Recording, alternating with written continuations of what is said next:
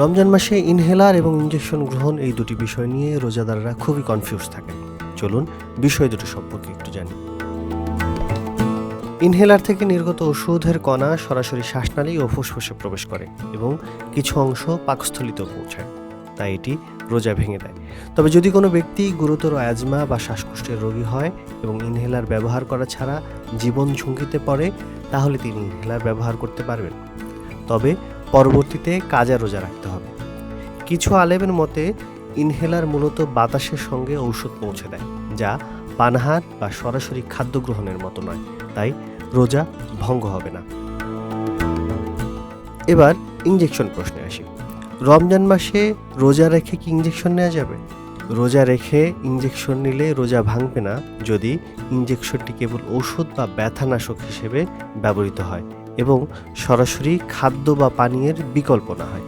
Insulin, painkiller বা অন্যান্য ওষুধের ইনজেকশন গ্রহণ করা যায়। ইনজেকশন গ্রহণ করলে রোজা ভাঙবে যদি ইনজেকশন এমন কিছু উপাদান ধারণ করে যা খাদ্য বা পুষ্টি সরবরাহ করে, যেমন গ্লুকোজ বা স্যালাইন ইনজেকশন।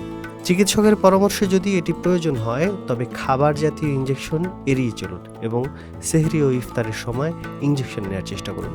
যদি জীবন রক্ষার জন্য নিতে হয়, তবে পরে কাজা রোজা রাখতে হবে। রোজা রেখে আই ড্রপ, নাকের ড্রপ, কানের ড্রপ নেওয়া যাবে কি?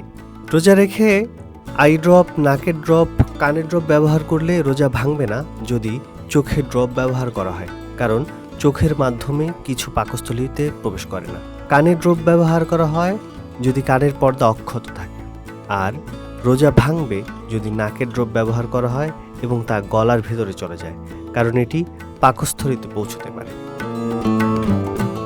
করণীয় কি?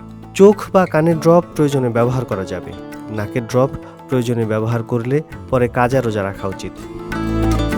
পোস্ট দেখুন, ভাবুন, করুন, থাকুন পোস্টের সাথে।